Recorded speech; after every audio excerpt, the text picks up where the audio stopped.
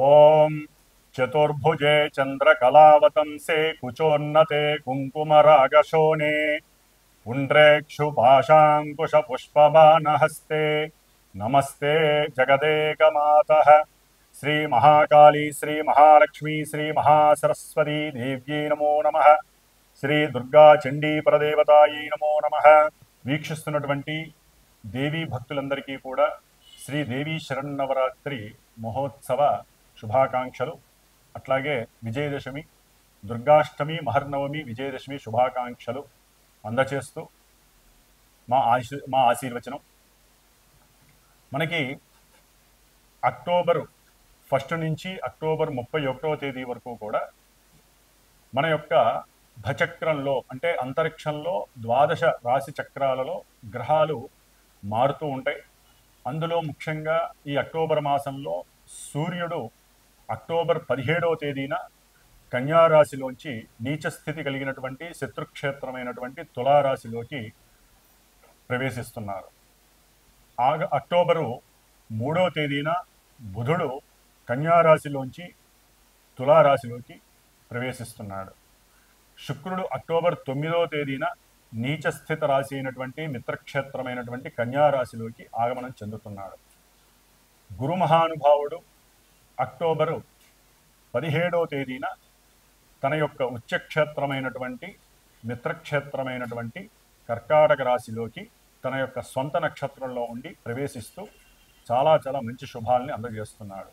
శని మహానుభావుడు అక్టోబర్ 5వ తేదీన మీనరాశిలో వక్రించి ఉండి నక్షత్ర మార్పు అంటే పూర్వాభాద్ర నక్షత్రంలోకి ప్రవేశిస్తున్నాడు, అంటే శుభ నక్షత్రంలోకి ప్రవేశిస్తున్నాడు. కాబట్టి శని కూడా గురుడిచ్చే ఫలితాలని సంపూర్ణంగా చాలామందికి ఇవ్వబోతున్నాడు. రాహువు కుంభరాశిలో ఉన్నాడు, కేతువు సింహరాశిలో ఉన్నాడు. కాబట్టి ఈ యొక్క గ్రహాలన్నీ కూడా 12 రాశుల వారికి ఏ విధమైనటువంటి విశేష శుభ ఫలితాలని కలుగజేస్తున్నాయి, ఏ ఏ సందర్భాలలో ఇబ్బందులు కలుగజేస్తాయో మనం తెలుసుకుంటూ, ముఖ్యంగా ఈ అక్టోబర్ మాసంలో మనకి అక్టోబర్ 2వ తేదీన విజయదశమితో ప్రారంభమవుతుంది. కాబట్టి చాలా శుభ పరిణామము. అమ్మవారి యొక్క ఆశీస్సులు అందరికీ చక్కగా ప్రసాదిస్తుంది ఆవిడే. ఎవరు ఏ విధమైనటువంటి కోరికలు కలుగుతాయో ఆ కోరికలన్నీ ఫలిస్తాయి అని చెప్పుకోవాలి. ముఖ్యంగా అక్టోబర్ మాసంలో మనకి కార్తీక మాసం ప్రారంభమవుతుంది. అట్లాగే ఈ యొక్క అక్టోబర్ మాసంలోనే మాస శివరాత్రి, సంకష్టహర చతుర్థి, అక్టోబర్ 29వ తేదీన కార్త్యవీర్యార్జున జయంతి. ఇది చాలా చాలా విశేషత్వం అండి.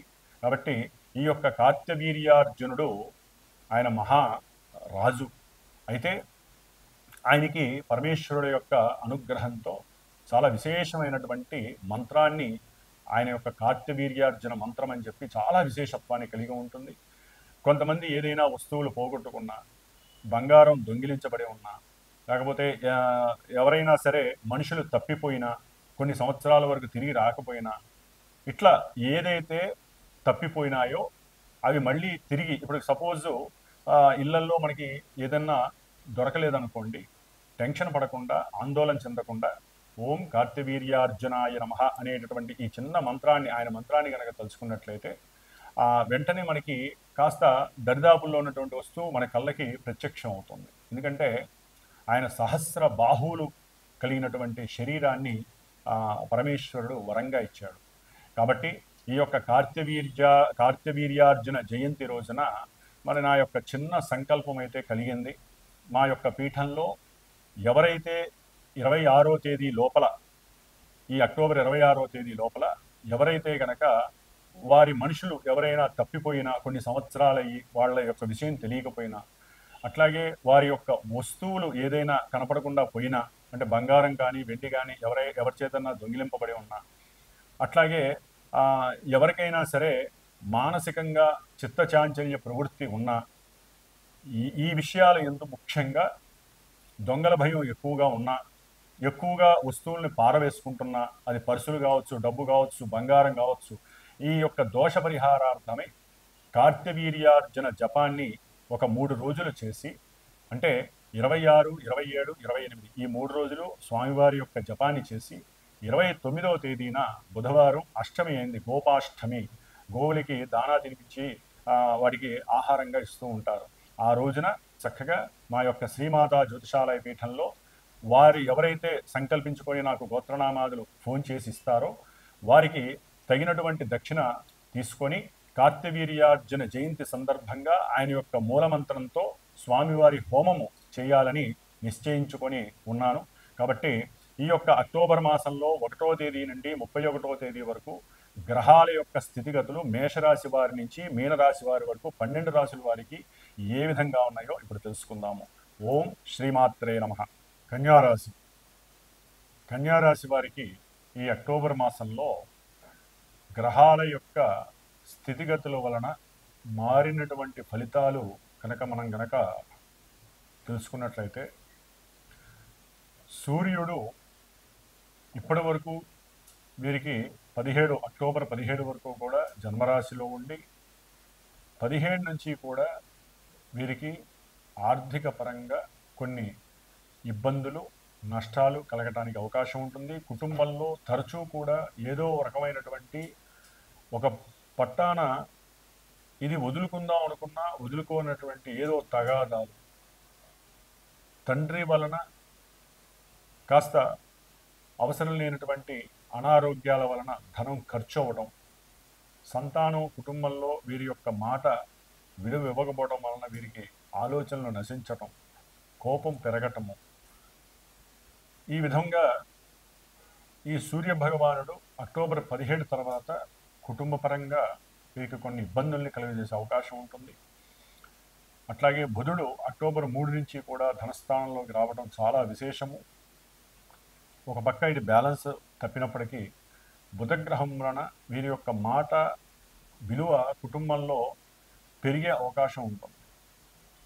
ముఖ్యంగా వ్యాపార సంగత విషయంలో, వ్యాపార విషయాలలో, లావాదేవీలలో వీరికి ఎక్కువగా ధనలాభం కలిగే అవకాశం ఉంటుంది. ఎందుకంటే గురువు ఈ అక్టోబరు 17 నుంచి కూడా లాభస్థితిలో రావటం వలన కన్యారాశి వారికి విద్యపరంగా, గృహపరంగా, భూలాభపరంగా, విద్యార్థులకైతే చదువు పరంగా, గృహ యోగాలు పరంగా కానీ, వాహన పరంగా కానీ, ఏదైనా వ్యాపారంలో కానీ, వృత్తిలో కానీ, విదేశాల్లో ఉన్నటువంటి వారికి, పెద్ద పెద్ద చదువులు చదివే వారికి వీరందరికీ కూడా మంచి లాభసాటి పరిస్థితి ఏర్పడుతుందని చెప్పుకోవచ్చు. దాదాపుగా 2 నెలలు, డిసెంబర్ 5 వరకు కూడా. కాబట్టి వీరికి గురుగ్రహ బలం అత్యంత అధికంగా ఉంది. కన్యారాశి వారికి కంపల్సరీ వీరు వాహనాల్ని, కొత్త ఇళ్ళని, భూమిని ఎక్కడో అక్కడ కొనే అవకాశం కలుగుతోంది. అట్లాగే కుజగ్రహము వీరికి అక్టోబర్ 27 తర్వాత తృతీయ స్థానంలో వచ్చినప్పుడు చాలా ధైర్యంగా అడుగులు ముందుకు వేస్తారు. పరాక్రమమైనటువంటి మంచి సముచిత ఆలోచనల ద్వారా ముందుకు వెళతారు. కొన్ని అంతర్గతంగా వారి యొక్క ఆలోచనలు మనసులోనే పెట్టుకొని చేయాల్సిన సమయంలో చేసేస్తారు. అట్లాగే కన్యారాశిలోకి అక్టోబర్ 9 తర్వాత 12లో ఉన్నటువంటి శుక్రుడు వీరి యొక్క జన్మరాశిలోకి వచ్చి నీచ స్థితిని పొందుతున్నాడు. ఇది కొంత అవయోగకరం.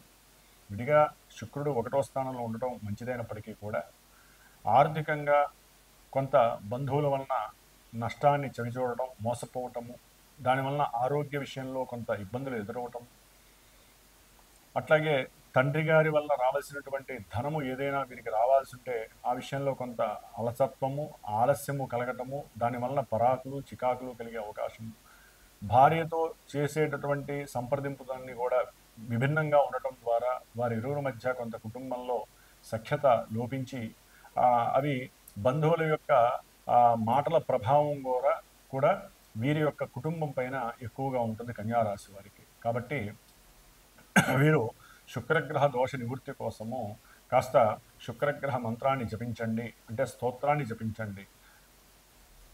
ఆ తదుపరి శుక్రగ్రహానికి సంబంధించినటువంటి కాస్త బొబ్బర్లో నానబెట్టి ముందు రోజు శుక్రవారం పూట లక్ష్మీదేవికి గుళ్ళో కానీ లేకపోతే ఇంట్లో కానీ లక్ష్మీదేవి అష్టోత్తరం పూజ చేసి చక్కగా నివేదన చేసి కొంత ఆవుగడ్డ తినిపించండి, లేదా మీ పక్కన ఉన్నటువంటి వాళ్ళందరికీ కూడా పెట్టండి. బంధువులు ఎవరైనా వస్తే వారికి కూడా కొంత ఇవ్వండి. దానివల్ల మీకు ధనపరంగా, కుటుంబపరంగా సమస్యలు రాకుండా కొంతవరకు నివృత్తి జరిగే అవకాశం ఉంటుంది. అట్లాగే శని భగవంతుడు వీరికి సప్తమంలో వక్రించి ఉండటము, ఇప్పుడు గురువు యొక్క నక్షత్రంలో రావడం ద్వారా ఒక రకంగా చెప్పాలంటే సంతానపరమైనటువంటి లాభం కూడా కలుగుతుందని చెప్పుకోవాలి. ఉద్యోగ విషయాలలో కన్యారాశి వారికి లాభము కలిగి, అంటే దూర ప్రాంతాలలో లాభము, లేకపోతే ఉన్నటువంటి ప్రదేశము ఇండియాలోనే లేకపోతే వేరే దేశంలో ఉన్న అక్కడే కొంత దూరంలో సౌఖ్యకరమైనటువంటి జాబ్ వచ్చే అవకాశం ఉంటుంది. ఏదైనా వ్యాపారంలో పెట్టినటువంటి పెట్టుబడులు ఇప్పటివరకు కూడా కొంత ఇబ్బందికరంగా ఉంటే అవన్నీ కూడా చక్కగా వీరికి లాభసాటిగా మారే అవకాశం కూడా చక్కగా కలుగుతోంది. కన్యా రాశి వారికి రాహువు షష్టమంలో ఉండటం ద్వారా రోగ నిరోధక శక్తి కూడా పెరుగుతుంది. శత్రువులు, రోగాలు, రుణాలన్నీ కూడా మటుమాయమైపోయి వారికి భ్రాంతి కలిగించేవారు ఎవరు, నిజం చెప్పేవారు ఎవరు అనేటటువంటి విషయం మీద సరైనటువంటి శ్రద్ధ పెట్టే పరిస్థితి ఏర్పడుతుంది కన్యారాశి వారు. కాబట్టి ఉన్నంతలో కన్యారాశి వారు కాస్త సూర్యుడికి, శుక్రుడికి సంబంధించి, అట్లాగే 12వ స్థానంలో ఉన్నటువంటి కేతువు కూడా కొంత మోక్షపరమైనటువంటి ఆలోచనలు వస్తున్నప్పటికీ కూడా అవి కొంత విఘ్నాలు కలిగే అవకాశం ఉంటుంది. కాబట్టి వినాయకుడి యొక్క ఆరాధన చేయండి. దానివల్ల కేతువు యొక్క లోపం అనేటటువంటిది మీకు కలగకుండా, ధనపరమైనటువంటి నష్టాలు లేకుండా, ఏదైనా ఒక కార్యక్రమంలో మీకు సెల్ఫ్ ఎనర్జీస్ తగ్గినా కూడా ఆ గణపతి ఆరాధన వలన ఎనర్జెటిక్గా తయారయ్యి మీకు ఆత్మవిశ్వాసం పెరిగి ప్రతి పనిలో కూడా మీకు విజయం సాధించే అవకాశం కలుగుతుంది. ఓం శ్రీమాత్రే నమః.